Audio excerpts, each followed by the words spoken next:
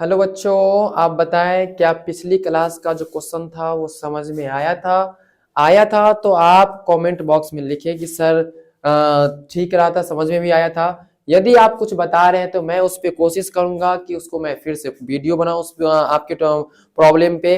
तो फिर आप आज जो है हम लोग नेक्स्ट वीडियो में आ गए हैं और नेक्स्ट वीडियो में नेक्स्ट क्वेश्चन को देखते हैं।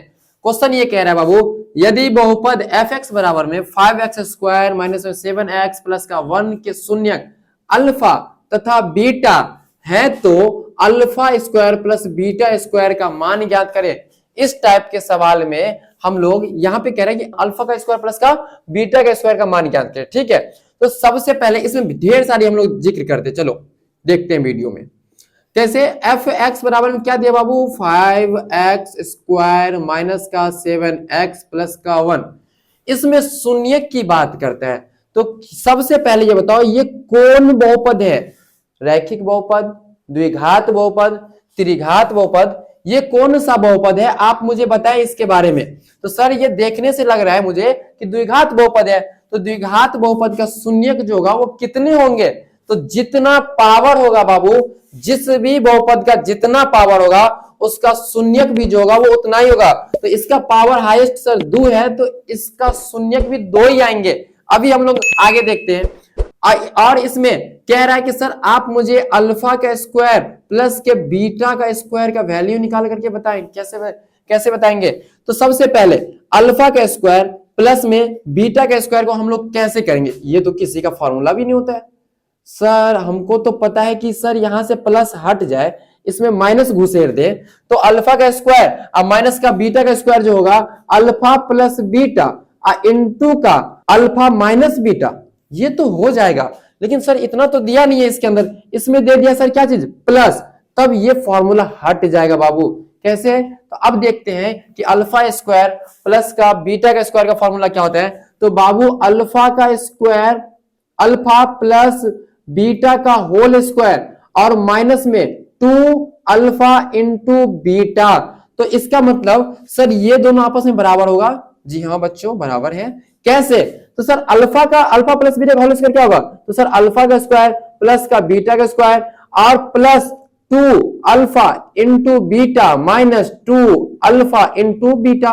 तो एक प्लस में एक माइनस में ये दोनों कट जाएगी। क्या बच्चा बच्चों? तो अल्फा का स्क्वायर प्लस में बीटा का स्क्वायर।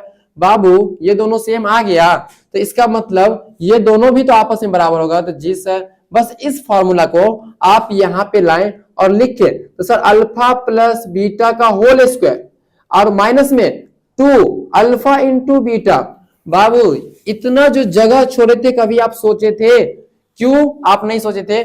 मुझे पता चल गया था कि ये फॉर्मूला के अंदर हमको वैल्यू निकालना पड़ेगा। किसका? अल्फा प्लस बीटा का और अल्फा इंटू बीटा का, इसीलिए मैंने इसका जगह इतना छोड़ा था।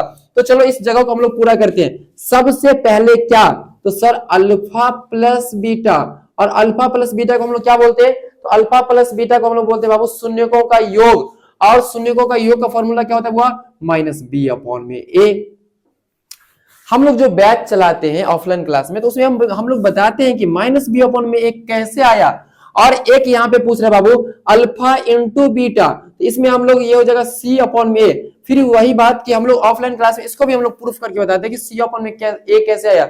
लेकिन ये तो हम लोग अटैक कर रहे हैं मैट्रिक परीक्षा 2025 को, तो यहाँ पे तो उतना टाइम है नहीं, तो इसीलिए हम लोग यहाँ पे सिर्फ फॉर्मूला को याद कर लेंगे और याद करने के बाद इस फॉर्मूला को अपने जो फॉर्मूला है उसमें पुट कर लेंगे उसके वैल्यू को। तो माइनस बी, तो सर ये जो है द्विघात बहुपद, तो ए एक्स स्क्वायर प्लस का बी एक्स प्लस का सी, ये जो ए के सामने में है वो ए का वैल्यू है, ये बी के सामने में वो बी का वैल्यू है विथ साइन के साथ में, और ये जो है ये सी का वैल्यू है। तो सर बी का वैल्यू क्या है? तो सर माइनस का 7 अपॉन में, ये माइनस का 7 अपॉन में ए का वैल्यू कितना है बाबू? 5। सर सी का वैल्यू कितना है बाबू? तो 1। तो और ए का वैल्यू कितना है बाबू? तो ये है 5। सही है।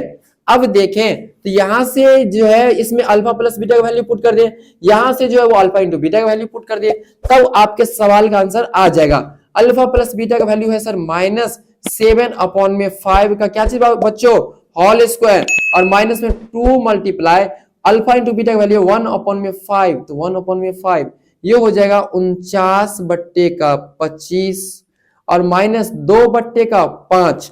अब यहाँ पे आ गया भिन्न का घटाव, तो नीचे वाले को एलसीएम ले लेंगे। तो एलसीएम कैसे आती है, 25,5 का एलसीएम क्या होगा, ऐसी संख्या चूज करो जिसमें दोनों में भाग लग जाए। तो सर 5 5 25 1, अब लगेगी नहीं, तो सर कितना हो जाएगा 5 25।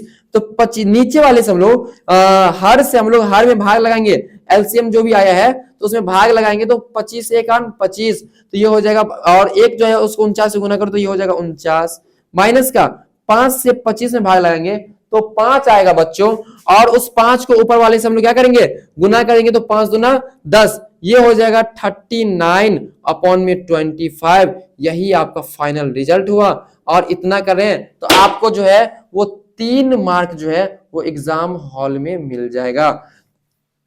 2 मार्क आपको एग्जाम में मिल जाएगा। तो बच्चों ये जो कॉन्सेप्ट बताए हैं, इसी कॉन्सेप्ट में सवाल ढूंढोगे तो एक मिल जाएगा 1 में अल्फा प्लस का 1 में बीटा का वैल्यू बोलेगा ज्ञात करने, या फिर और भी बोल सकता है जैसे सर अल्फा का स्क्वायर माइनस में बीटा का स्क्वायर। तो आप इन दोनों को करके बताएंगे कि आपसे होती है या नहीं। तब तक के लिए इतना ही।